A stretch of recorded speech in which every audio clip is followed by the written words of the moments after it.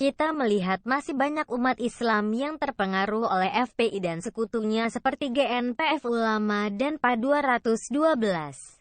Di sini kita tidak akan membahas apa itu GNPF Ulama dan PA212, tetapi hanya fokus kepada FPI saja. GNPF Ulama dan PA212 hanya jelmaan lain dari FPI, jadi meskipun namanya beda tapi orangnya itu juga.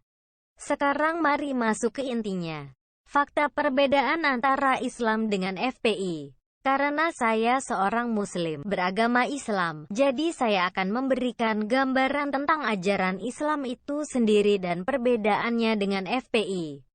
Allah Subhanahu wa Ta'ala berfirman, "Tidak ada kebaikan dari banyak pembicaraan rahasia mereka, kecuali pembicaraan rahasia dari orang yang menyuruh orang bersedekah, atau berbuat kebaikan, atau mengadakan di antara manusia. Barang siapa berbuat demikian karena mencari keridaan Allah, maka kami akan memberinya pahala yang besar." Quran Surat An-Nisa 4:114. Rasulullah Shallallahu Alaihi Wasallam juga bersabda, "Keselamatan manusia tergantung pada kemampuannya menjaga lisan." Hr. Al-Bukhari. Dalam riwayat lain dari Abu Hurairah disebutkan, "Siapa yang beriman kepada Allah dan hari akhir, hendaklah ia berkata baik, atau lebih baik diam jika tidak mampu berkata baik." Hr. Al-Bukhari dan Muslim. Intinya, dalam ajaran Islam kami diajarkan untuk menjaga lisan, perkataan. Jadi jelas ya, kalian mau ikut ajaran Islam yang menyuruh umatnya untuk menjaga lisan atau ajaran Rizik Syihab? Fasih mencaci maki lalu mengklaim dirinya sebagai imam besar pembela Islam. Dalam Islam, kami juga dilarang untuk membunuh orang sembarangan. Dalam Al-Quran dikatakan, barang siapa yang membunuh seorang manusia, bukan karena orang itu membunuh orang lain, atau bukan karena membuat kerusakan di muka bumi, maka seakan-akan dia telah membunuh manusia seluruhnya. Quran Surat Al-Maidah 32. Ayat ini adalah salah satu contoh kecaman Islam atas setiap pembunuhan yang dilakukan dengan semena-mena. Lalu, bandingkan dengan cuplikan video Rizik Syihab yang koar-koar bunuh Ahok lalu teriak takbir. Di mana logikanya mengajak orang lain lalu teriak takbir? Inikah ajaran dari Rizik Syihab yang merupakan imam besar FPI yang katanya pembela Islam? Silahkan umat Islam untuk berpikir jernih tentang fakta ini. Dalam ajaran Islam yang saya anut, kami diajarkan untuk tidur di rumah dan melakukan salat di masjid, tetapi orang FPI dan sekutunya malah tidur di masjid tapi salatnya di Monas. Bahkan ada juga masa FPI yang salat berjamaah di jalan seperti yang terlihat ini. Masjid banyak di Indonesia tapi mereka malah salat di Monas dan di jalan raya. Aneh tapi nyata bukan? Itu jalan umum bukan jalan nenek loh. Itulah sekilas tentang fakta perbedaan antara Islam dengan kelakuan Rizik Syihab imam besar FPI dan pengikutnya.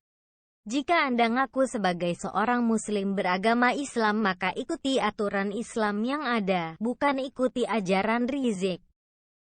Jadi ingat jika SBY pernah mengatakan bahwa umat Islam di Timur Tengah saja malu melihat kelakuan FPI.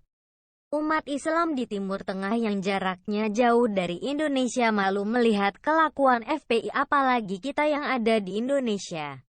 Bahkan Sekjen Organisasi Konferensi Islam yang merupakan perhimpunan negara-negara Islam di dunia pernah mempertanyakan dari mana lisensi dan izin FPI yang mengatasnamakan Islam.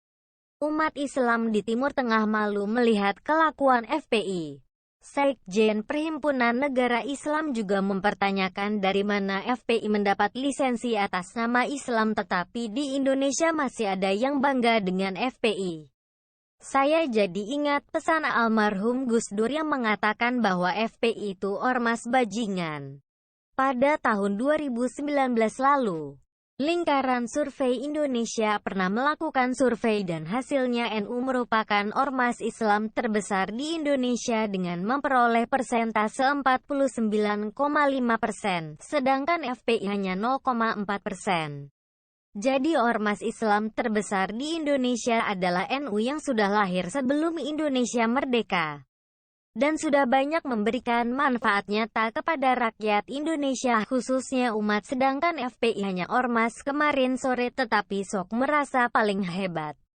Jika ormas Islam NU yang sampai detik ini masih konsisten menjaga keutuhan NKRI, sudah banyak membangun masjid, sekolah, lembaga kesehatan dan lembaga lainnya di bawah NU di seluruh pelosok Indonesia. Lalu apa prestasi FPI selama ini di Indonesia? Demo politis berjilid-jilid berkedok bela agama dan ulama. Kita mungkin sudah bosan melihat ormas yang ngaku-ngaku sebagai pembela Islam dan ulama. Toh teroris ISIS juga ngaku-ngaku ingin mendirikan Islam, tapi faktanya mereka malah merusak Islam itu sendiri.